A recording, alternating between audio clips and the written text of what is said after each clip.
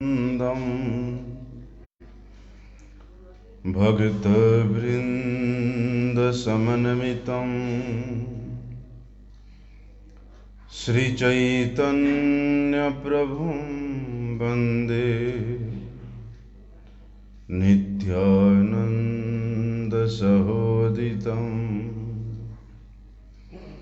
श्रीनन्दनन्दनं वन्दे राधिका चरणद्वयं गोपीजनसमायुक्तं बृन्दावनमनोहरम्। गुरवे गौरचन्द्राय राधिकाय तदालये कृष्णाय कृष्णभक्ताय तद्भक्ताय नमो नमः। वाञ्छाकल्पतरुर्भ्यश्च कृपासिन्धुभ्यैव च पतितानं पावनेभ्यो वैष्णवेभ्यो नमो नमः। पतितपावन परम करुणामय परम आराध्यतम गुरुपाद पद्म नित्यलीला प्रविष्टम विष्णुपाद परमहंस परिव्राजकाचार्य अष्टोत्तर शत श्री श्रीमद् शिल भक्ति वल्लभ तीर्थ गोस्वामी गुरु महाराज जी के श्री अभय चरण कमल में अनंत कोटि साष्टांग दंडवत प्रणाम करते हुए उनकी अहेतु की कृपा प्रार्थना करता हूँ। परम आराध्यतम शिक्षा गुरुपाद पद्म नित्यलीला प्रविष्टम विष्णुपाद परमहंस परिव्राजकाचार्य अष्टोत्तर शत श्री श्रीमद् शिल भक्ति विज्ञान भारती गोस्वामी महाराज के चरण कमल में अनंत कोटि साष्टांग दंडवत प्रणाम करते हुए उनकी अहेतु की कृपा प्रार्थना।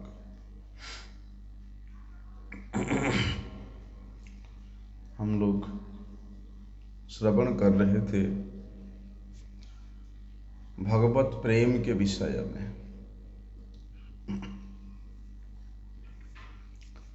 जहां पर ऐश्वर्य ज्ञान रहता है, यहां जहां पर भगवान के विशेष ऐश्वर्य का भाव रहता है, वहां पर चाहे अपने प्रियजन हो चाहे भगवान हो, उनको सर्वतो रूप में सुखी करने का इच्छा वहां संकुचित हो जाता है। कैसे? जैसे बोलते हैं ना, मैं प्राण देकर के उसका सेवा करना चाहता हूं, मैं अपना सर्वस्व उसके सेवा में न्यौछावर कर देना चाहता हूं। प्राणैर अर्थै धिया वाचा श्रेय आचरणम सदा।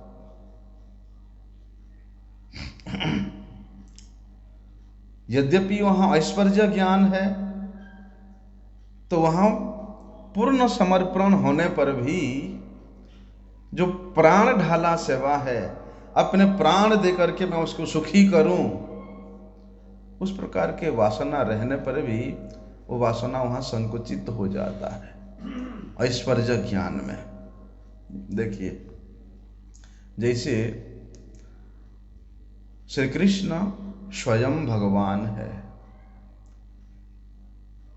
वे अनंत कोटि ब्रह्मांड के अधीश्वर है, उनकी अनंत महिमा है, उनकी अदम्य शक्ति है, और मैं एक छोटा सा, एक क्षुद्र जीव, एक क्षुद्र ब्रह्मांड के एक अति क्षुद्र अंश में मैं रहने वाला एक तुच्छ जीव,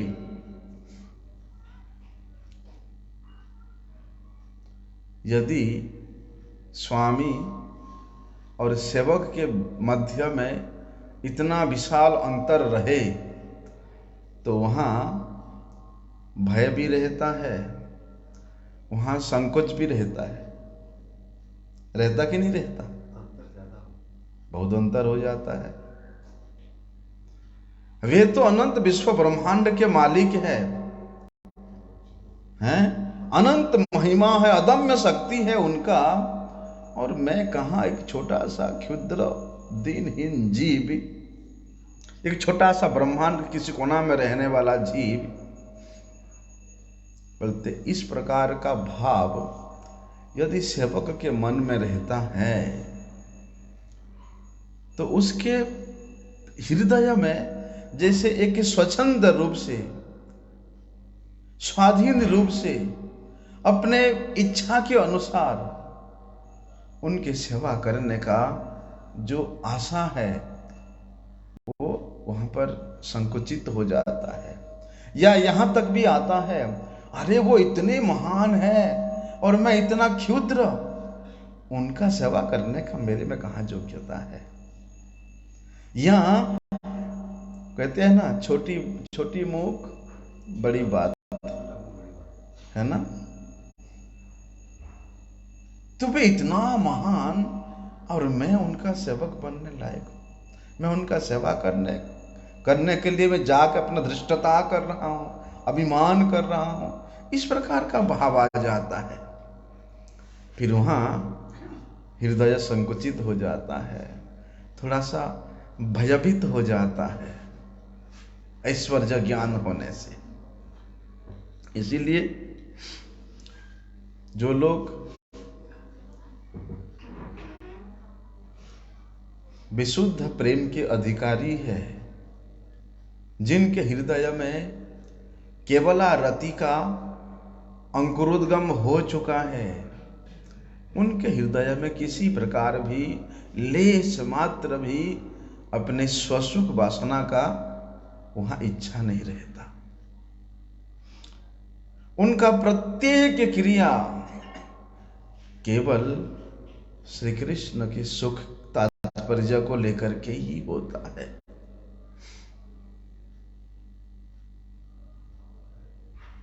और कहते हैं ऐसे भक्त के हृदय में श्री कृष्ण का वो अनंतांतम ऐश्वर्य भी प्रकाशित नहीं होता। ऐसे भक्त लोग जो केवल वे विशुद्ध प्रेम के अधिकारी हैं, वे तो केवल मात्र माधुर्य भाव में आपन्न होकर के, माधुर्य भाव में आधारित होकर के वे श्री कृष्ण को प्रत्येक भाव से, सर्वतो भाव से उनको सुख संपादन करने के लिए प्रयास करते रहते हैं। उसी का ही प्रयासी है वो लोग कि कैसे श्री कृष्ण को सुखी कर सकते हैं। श्री कृष्ण सुख संपादनार्थम उनका प्रत्येक क्रिया होता है।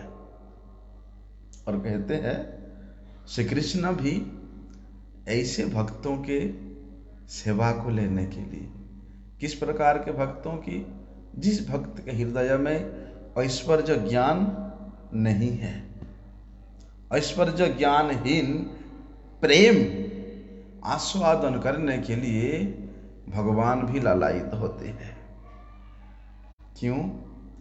क्योंकि ऐश्वर्य शिथिल प्रेमे नाही मोर प्रीतम। बोलते जिस प्रेम में ऐश्वर्य ज्ञान अंकुरित हो गया है, या जिस प्रेम में मेरे उस महानता का परिचय अनुभवनीय हो गया है, उस प्रेम के द्वारा मैं प्रीत नहीं होता हूँ, उस प्रेम के द्वारा मैं आकृष्ट नहीं होता हूँ, उस प्रेम के द्वारा मैं आबद्ध नहीं होता हूँ। इसलिए वे भगवान, वे स्वयं अनंत ऐश्वर्य के मालिक है, षडैश्वर्य पूर्ण है। लेकिन वे कहते हैं मैं सभी प्रकार के ऐश्वर्य के आधार होने पर भी ऐश्वर्य ज्ञान के द्वारा भजने वाला भक्त के मैं अधीन कभी नहीं हो सकता हूं। मतलब भगवान इतने महान ऐश्वर्यशाली है, इसलिए ऐश्वर्य के द्वारा या ऐश्वर्य ज्ञान के द्वारा या ऐश्वर्य भाव के द्वारा जो कुछ भी किया जाता है, भगवान उसके द्वारा इतना प्रीत नहीं होते जितना वे आनंदित ऐश्वर्य ज्ञानहीन प्रेम में होते हैं।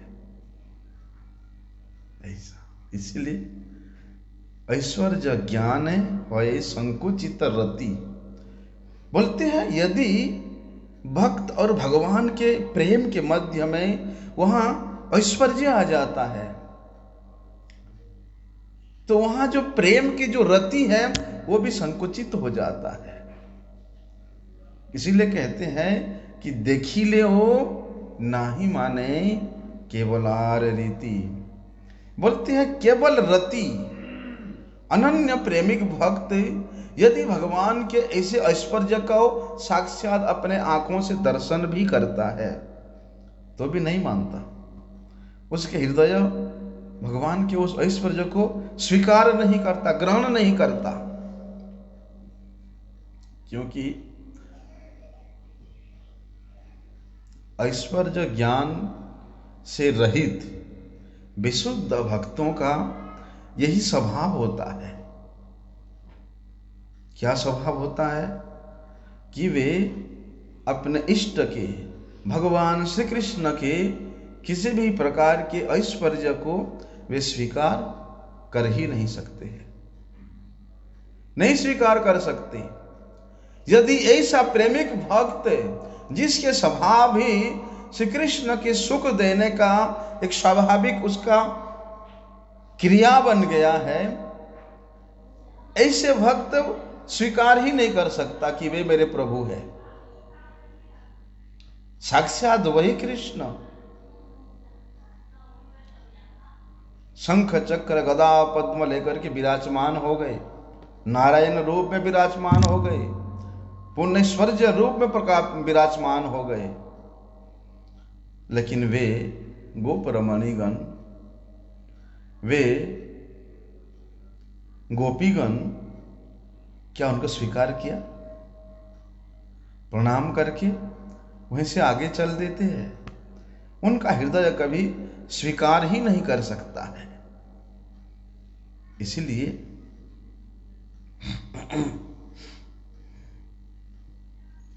यदि भक्त ऐश्वर्य ज्ञान के द्वारा मिश्रित प्रेम के अधिकारी है, केवल माधुर्य प्रेम नहीं, उस माधुर्य प्रेम में ऐश्वर्य ज्ञान मिश्रित अधिकारी है, तो उसके हृदय में भी यदि श्री कृष्ण के ऐश्वर्य का स्फूर्ति प्राप्त हो जाता है तो प्रेम के अनुरूप वो भक्त जिस प्रेम, चाहे वो माधुर्य प्रेमिक हो चाहे वात्सल्य प्रेमिक हो, यदि उस भक्त के हृदय में भी यदि कदी कदाचित श्री कृष्ण के ऐश्वर्य स्फूर्ति प्राप्त हो जाता है तो भी वहां बोलते उसके संबंध का बंधन शिथिल हो जाता है। इसीलिए प्रेमिक भक्तजन किसी ना किसी प्रकार से भी भगवान के ऐश्वर्य ज्ञान को, ऐश्वर्य स्वरूपिणी मूर्ति को अपने भावना में, अपने हृदय में लाना नहीं चाहते हैं और अपने प्रेम को शिथिल करना भी नहीं चाहते हैं। देखो ना, देवकी और वसुदेव का श्री कृष्ण के प्रति जो प्रेम है वो ऐश्वर्य मिश्रित वात्सल्य प्रेम है। जब भगवान वहां पर श्री कृष्ण जन्म लीला के प्रकटन में हम लोग श्रवण करते हैं कि वसुदेव और देवकी के यहाँ से भगवान प्रकट होते हैं। किस प्रकार से? चतुर्भुज मूर्ति धारण करके उनके पुत्र के रूप में प्रकट होते हैं। लेकिन देवकी और वसुदेव वहां पर भगवान के ऐसे स्वरूप को देख करके ये हमारा पुत्र है, इस भाव को त्याग करके, पुत्र का भाव त्याग करके भगवान का स्तव करते हैं। अरे माता पिता कभी अपने पुत्र का स्तव करता है? लेकिन वहां पर वे स्तव करते हैं। लेकिन देखो, वही पुत्र जहां पर ऐश्वर्य ज्ञान से शून्य है और विशुद्ध वात्सल्य प्रेमवती है, माता यशोदा की दृष्टि में क्या वहां से कृष्ण का ऐश्वर्य किसी प्रकार से अपना प्राधान्यता अर्जन किया था? नहीं कर पाया था।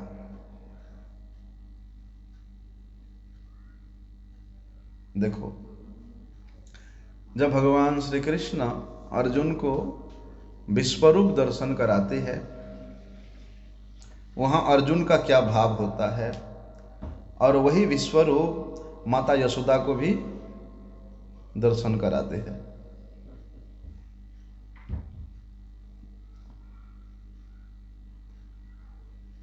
उसमें क्या भाव है? कुरुक्षेत्र के उस रथांगन में, रणांगन में अर्जुन के निकट भगवान श्री कृष्ण अपनी विभूति वर्णन किया। उसको सुनकर के अर्जुन क्या कहते हैं कि एवं एतद् यथार्थम त्वम आत्मानं परमेश्वर द्रष्टुम इच्छामि ते रूपम ऐश्वरम पुरुषोत्तम।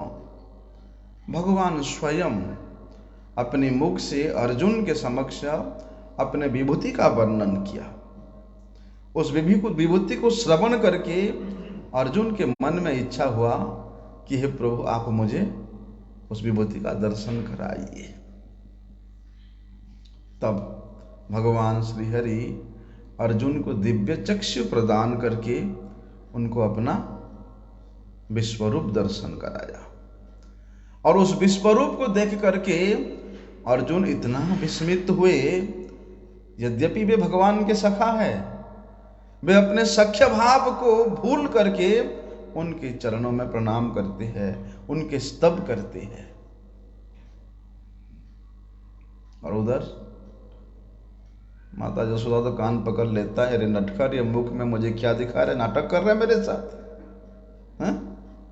कान के पकड़ रहे हैं। अपनी गोद में भगवान बाल कृष्ण विराजमान है और माता कान को पकड़ करके भयभीत कर रही है कि खोल, मुख खोल, आज मैं तुझे बताता हूं कि तूने कितना मिट्टी खाया है। अब कन्हैया मुख ना खोले, और मैया थप्पड़ मारने को इतना ही डराए। अंतिम में जब भगवान उन माता की, श्री कृष्ण के मुख विवर में ब्रह्मांड का दर्शन करते हैं, विश्वरूप का दर्शन करते हैं, क्या होता है?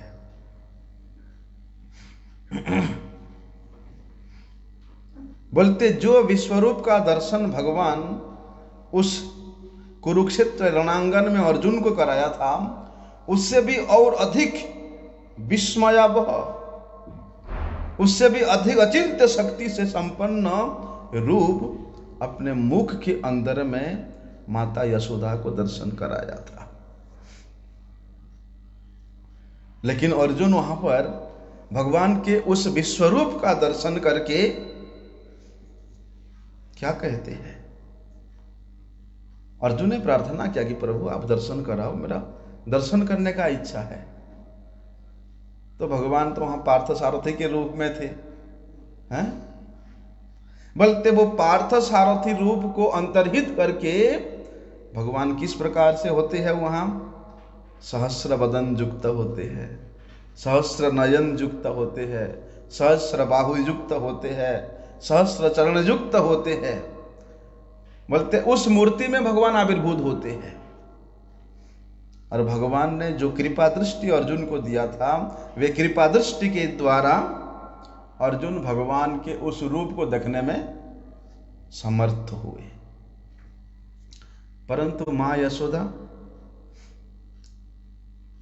बोलते भी तो विश्वरूप को दर्शन किया, उसके लिए माता ने प्रार्थना नहीं किया था कि मुझे तेरा विश्वरूप देखना है, तू देखा। अर्जुन ने प्रार्थना किया था, लेकिन माता यशोदा ने अपने गोद में जो बाल गोपाल स्वरूप विराजमान है, उसी बाल गोपाल स्वरूप में ही विश्वरूप का दर्शन किया। लेकिन वहां पर भगवान पार्थ सारथी रूप को अंतर्हित करके वो विश्वरूप के रूप में प्रकट होते हैं। यहां कोई चेंज नहीं है, लेकिन वहां चेंज हुआ। जो शिशु मूर्ति था, वो शिशु के रूप में ही भगवान माता के गोद में विराजमान थे। इसलिए माता यशोदा ने अपने लाला के मुख से विश्वरूप दर्शन करने का कोई आकांक्षा या आशा नहीं किया था। यहां माता को कोई दिव्य दृष्टि की आवश्यकता भी नहीं पड़ा था। अयाचित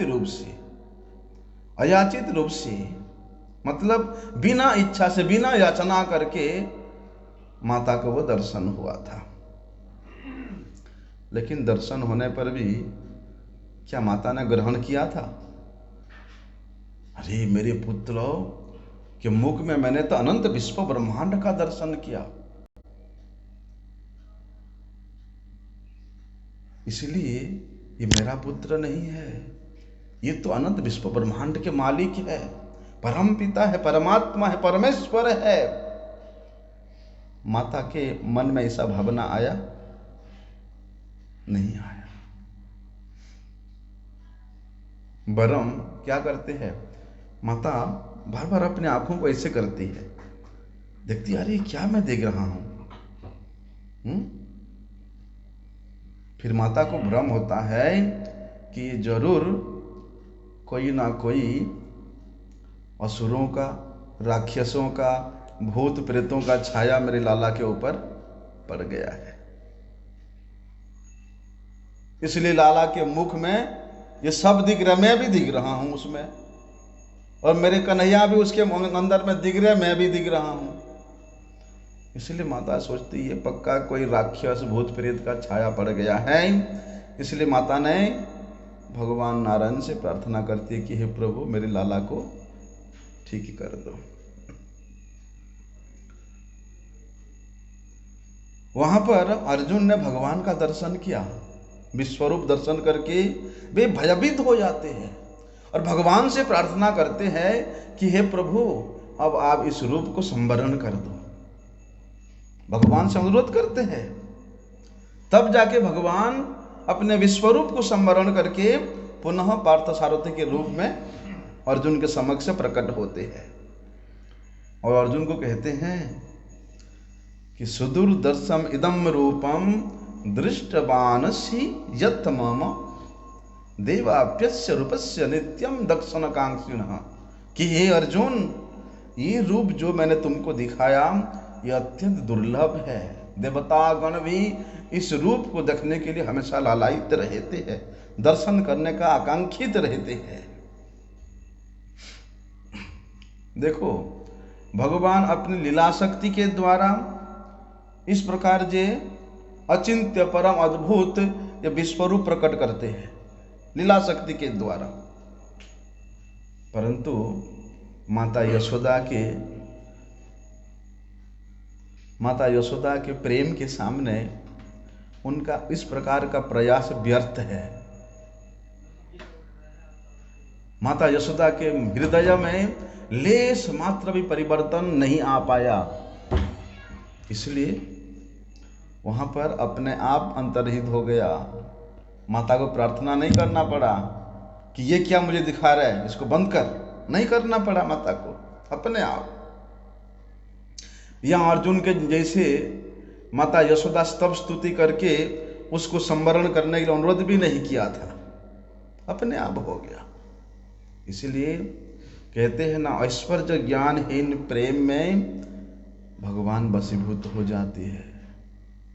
जहाँ केवल विशुद्ध प्रेम है, जहाँ केवल रति है, केवल श्री कृष्ण तात्पर्यमयी आकांक्षा है, आशाएं हैं, चेष्टाएं हैं, बोलते उसके द्वारा भगवान, उस प्रेम के द्वारा भगवान वशीभूत हो जाते हैं।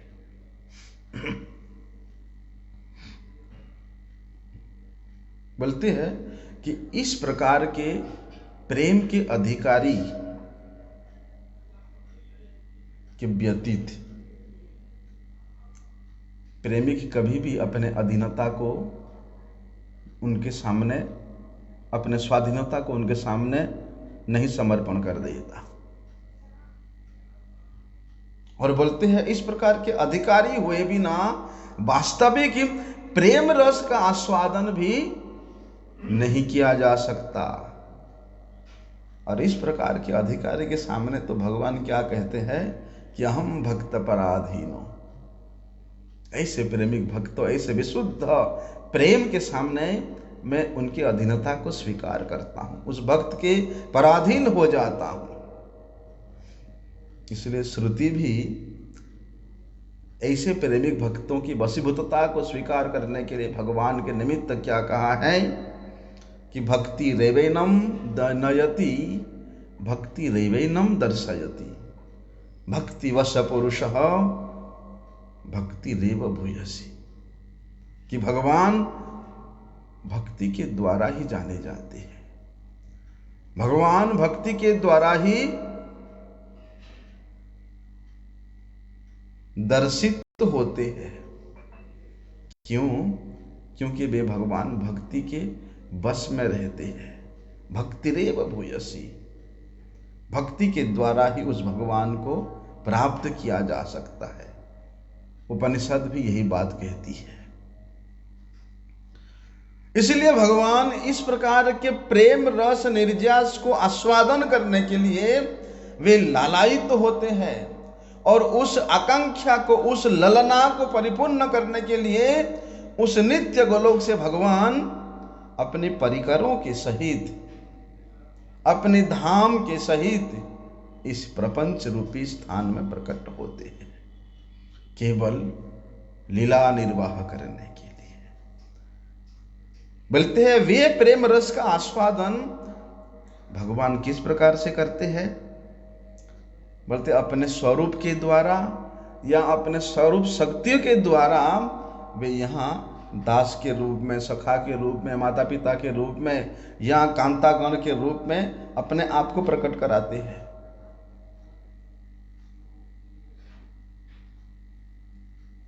ऐसा अपने सर्व शक्ति गुणों को भगवान यहां दास रूप में, सखा रूप में, माता पिता के रूप में या इन गोपी गणों के रूप में प्रकट कराते हैं। इसलिए जो नित्य सिद्ध और साधन सिद्ध भक्त है, ऐसे भक्त गणों के अनुगत्य में श्री कृष्ण के ये प्रेम रस निर्यास को आस्वादन करने का एकमात्र विधि है, एकमात्र अनुकूल्यता है। स्वयं के चेष्टा से, स्वयं के विद्वता से, स्वयं के ऐश्वर्यता से, स्वयं के सौंदर्यता से, स्वयं के कुलचारिता से कभी भी भगवान को जाना नहीं जा सकता, भगवत प्रेम प्राप्त नहीं किया जा सकता है। इसलिए भगवान के एक दास में भी भगवान के प्रति ममत्व बुद्धि है, सखा में भी है, माता पिता में भी है और कांतागणों में भी है। बोलते भगवत रस को आस्वादन करने वाले भक्त के हृदय में जिस प्रकार से भगवान के प्रति स्नेहत्व, ममत्व, निष्ठत्व बुद्धि रहती है, लेकिन उसमें तारतम्य रहता है, दास की अपेक्षा सखा में कुछ अधिक ममत्व बुद्धि होती है, सखा की अपेक्षा माता पिता में और अधिक ममत्व बुद्धि होती है, और माता पिता की अपेक्षा भी कांता गणों में, प्रेयसी गणों में, इन ब्रज गोपी गणों में श्री कृष्ण के प्रति ये ममत्व का बुद्धि उतना ही अधिक परिवर्धित होती रहती है। बोलते जिस प्रकार से रस के अनुगत भक्तों के हृदय में रस आस्वादन करने का तारतम्य दिखाई देता है, ठीक उसी प्रकार उस तारतम्य के अनुसार उनके प्रेम में माधुर्य का भी तारतम्य दिखाई देता है कि उनके प्रेम में कितने परिमाण में भगवान के माधुर्य का प्रकाशित हुआ है। बड़े ही गूढ़ विषय है, मन दे के सुनोगे तो समझ में आएगा। देखो, भगवान श्री कृष्ण आत्माराम है, आप तक आम है, फिर भी उनको दास चाहिए, सखा चाहिए, माता पिता चाहिए, कांतागण चाहिए। वे आत्माराम होते हुए भी दास के सेवा के लिए ललायित होते हैं। आप तक काम होते हुए भी सखा के साथ खेलना, सखा के साथ लीला करना, उसके लिए भी ललायित होते हैं।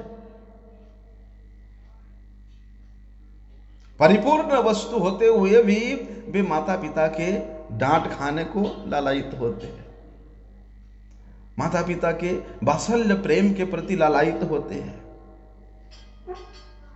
और उस प्रेम माधुर्य का आस्वादन करने के लिए भगवान श्रृंगार रस के द्वारा उसको आस्वादन करने के लिए भी लालायित रहते हैं। इसलिए भगवान जब इस माइक प्रपंच में लीला करने का इच्छा करते हैं, तब ये 4 प्रकार के परिकरों को लेकर के यहाँ आते हैं। सख्य, दास्य, सख्य, वात्सल्य और माधुर्य, ये 4 प्रकार के परिकरों को भी लेकर के भगवान यहाँ आते हैं, क्योंकि उनको लेकर के ही भगवान का सुख है, उनको लेकर के ही भगवान का आनंद है, उनको लेकर के ही भगवान का रस निर्यास है, उनको लेकर के ही भगवान का लीला है। रस का मतलब होता है कि किस प्रकार के रस, बोलते कृष्ण संबंधी जो रति है, वो रति चाहे दास्य में हो, सख्य में हो, वात्सल्य में, माधुर्य में हो, यही रस है। और अलग से कोई रस पान कराता नहीं कोई। श्री कृष्ण के प्रति हमारा जितना अधिक रति है, श्री कृष्ण के प्रति हमारा जितना अधिक आकर्षणता है, वो उतना ही रसिक है, वो उतना ही रस का आस्वादन करता है। लेकिन कहते हैं जब ये रस आस्वादक और आस्वादन अर्थात विभाव और अनुभाव के सहित मिल करके आस्वादित होता है, आस्वादन का एक अपूर्व चमत्कारिता लाभ होता है, उसको प्रेम रस कहते हैं। और कहते हैं कि उस प्रेम रस के भी जो सार स्वरूप है, वो परिपुष्ट होकर के जिस अवस्था को प्राप्त होता है, उसको कहते हैं प्रेम रस निर्यास।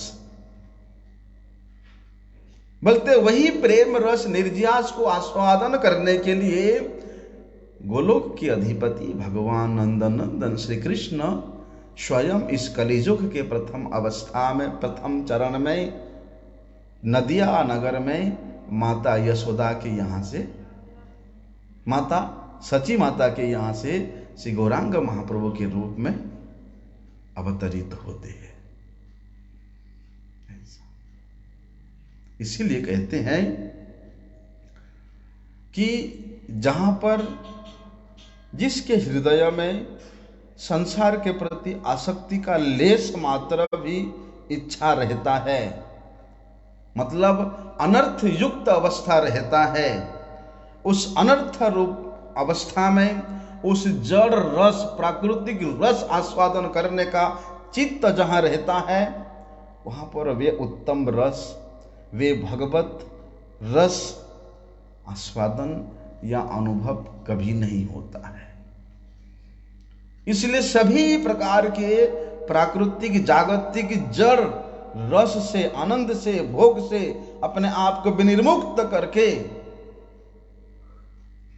तत्पर तेन निर्मलम, तब जाकर के हृदय निर्मल होता है। वही निर्मल हृदय में उस भगवत प्रेम का, भगवत रस का अनुभव होता है। और कहते हैं ये भगवत रस जो है, ये अनुभव के बिना इसका आलोचना करने का भी अधिकार नहीं है।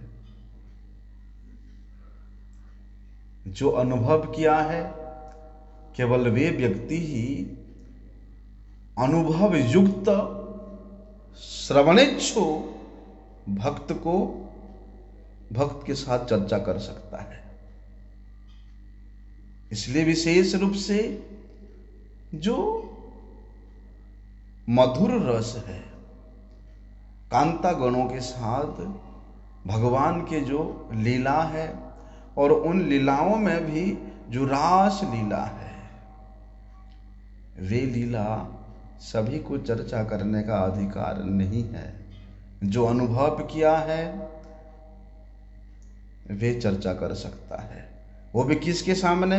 जो अनुभव युक्त है, जो अनुभव किया है। ये भगवत माधुर्य रस किसी के सामने वर्णन करके उसके प्रति उसको आकृष्ट नहीं कर सकते हैं। इसीलिए ये तो केवल आस्वादन करने का वस्तु है, ये परिपक्व फल है जिसमें ना गुठली है ना छिलका है। केवल प्रेमिक भक्त जन ही इस रस को आस्वादन करते हैं, चर्चा करते हैं। फिर भी रागानुगा भक्ति के मूर्तिमंत विग्रह स्वरूप श्री गुरुपाद पद्म, श्रील कृष्णदास कविराज गोस्वामी प्रभु, हमारे गोस्वामीगण, ये प्रेमिक भक्तों के अनुगत्य में रह करके उनके पदांक का अनुसरण करते हुए उन्होंने जिस रूप से, जिस प्रकार से उसका विश्लेषण किया है, उसको किंचित किंचित रूप में सही श्रेष्ठ भक्तों के मुख से श्रवण करने के लिए लालायित होना चाहिए। लेकिन उस प्रकार के लालसा, उस प्रकार के लोभ भी हर किसी के हृदय में नहीं होता। करोड़ों जन्मों की सुकृति के फल स्वरूप भी उस प्रकार के लालसा जागरित नहीं होता। भाग्योदयेन बहुजन्म समर्जितेन, बहु जन्मों के समर्जित सुकृति पुंज जब एकत्रित होता है, तब ऐसे कोई एक हमारे गुरुपाद पद्म जैसे रसिक जन का साक्षात्कार होता है, उनके चरणों में शरणापन्न होने का सुयोग होता है।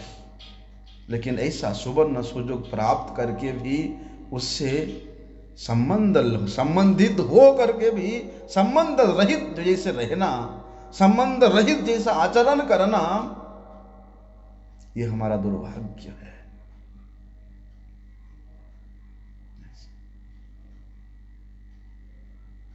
इसलिए ये जो राग है, ये जो अनुराग है, ये किस प्रकार से परिवर्धित होगा? श्री गुरुपाद पद्म में जिसका जितना अधिक निविष्टता है, जिसका जितना अधिक आत्मसमर्पण है, बोलते उस शिष्य के हृदय में ये राग उतना ही परिवर्धित होता रहता है। इसलिए इष्टे गाढ़ तृष्णा रागेर स्वरूप लक्षण, इष्ट में, भगवान में जिसका जितना अधिक राग होगा, अनुराग होगा, आकर्षणता होगा, उसका स्वरूप लक्षण भी उतना ही अधिक प्रकाशित होता है। और इष्टे अविष्टता तटस्थ लक्षण कथन। और इष्ट के कथा सुन करके, भगवत कथा सुन करके, भगवत सेवा करके, भगवत गुणगान करके, भगवत नामोच्चारण करते हुए उनमें आविष्ट हो जाना। आविष्ट होने का मतलब होता है उसको और कुछ नहीं दिखता है। एक भृंगी कीट होता है, भृंगी कीट। वो भृंगी कीट क्या करता है, उसने ऐसे दीवालों पे मिट्टी ला करके अपना घर बनाता है।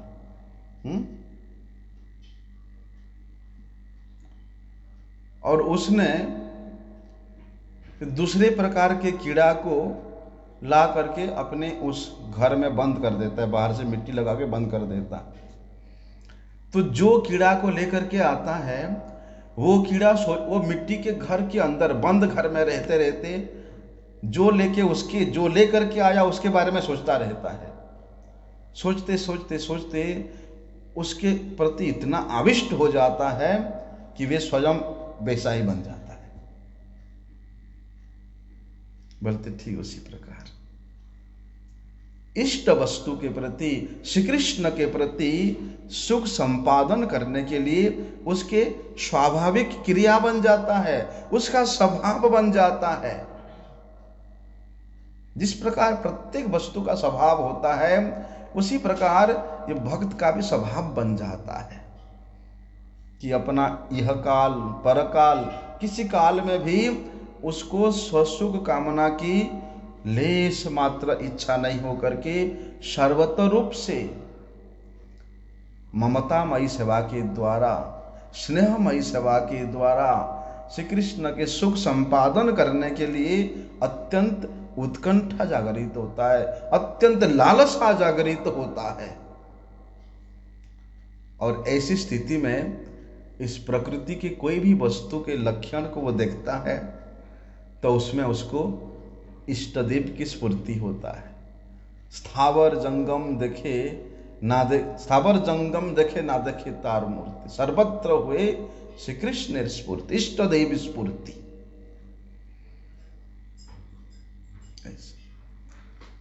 जो कुछ भी देखता है वे अपने इष्ट वस्तु भगवान श्री कृष्ण की चिंता में आविष्ट हो जाता है। कहीं कुछ विशेष लक्षण युक्त गुण देखता है तो उसको अपने इष्ट भगवान श्री कृष्ण का ही गुण समझ करके उसमें आविष्ट हो जाता है। अपनी चक्षु में कोई सुंदर वस्तु देखता है तो उसको भगवान श्री कृष्ण के सौंदर्य में आविष्ट हो जाता है। कानों में कुछ अच्छा सुनता है तो भगवान श्री कृष्ण के गुण श्रवण कर रहा हूं ऐसा समझ करके उसमें आविष्ट हो जाता है। नासिका में कुछ अच्छा सुगंध प्राप्त करता है तो सोचता है कि भगवान श्री कृष्ण के संबंधी कोई वस्तु का आघ्राण करके उस प्रकार के सुंदर सुगंध प्राप्त किया है। जिह्वा में कुछ सुस्वादु भोजन करता है तो यही अनुभव होता है कि अपने इष्ट भगवान श्री कृष्ण के महाप्रसाद का ही ग्रहण कर रहा है। उसका अंतर इंद्रिय और बहि इंद्रिय सदा सर्वदा श्री कृष्ण और श्री कृष्ण सेवा के लिए निमग्न रहता है, चिंतित रहता है। बोलते अपने इष्ट के प्रति इस प्रकार के जो अनुरागमयी भक्ति है उसका नाम ही रागात्मिका भक्ति है। और यही राग बोलते भगवान श्री कृष्ण के जो नित्य सिद्ध ब्रज परिकर गण है, जैसे कि नंद यशोदा से राधिका ललिता विशाखा हैं, सुबल मधुमंगल, ये जितने भी भगवान के नित्य सिद्ध ब्रज परिकर गण है वे सब इस राग के अधिकारी हैं। वे ही इस रागमयी भक्ति के आश्रय हैं। इसलिए रागात्मिका भक्ति मुख्या ब्रजवासी जने, कि रागात्मिका भक्ति का मुख्य आश्रय कौन है? ब्रजवासी जन। इसलिए उन ब्रजवासी जनों के अनुगत्य को छोड़ करके रागमयी भक्ति का कोई प्रवेश नहीं कर सकता है। बोलते हैं ये ब्रजवासी गण, ये भगवान के नित्य सिद्ध परिकर गण इस प्रकार के भाव में आविष्ट होकर के वे श्री कृष्ण सेवा करते हैं। वही सेवा को रागात्मिका भक्ति कहा जाता है। रागमयी भक्ति है रागात्मिका नाम। ऐसा अनुराग, बोलते ये रागात्मिका भक्ति भी ये ब्रज परिकर गणों के हिसाब से दो प्रकार का होता है, और इसका विस्तार हम लोग कल श्रवण करेंगे। एक दिन में इतना विशाल विस्तार सबके यहाँ नहीं घुसेगा, है ना। वंशा कल्पतरुभ्यश्च कृपा सिंधुभ्यैव च पतितानां पावनेभ्यो वैष्णवेभ्यो नमः।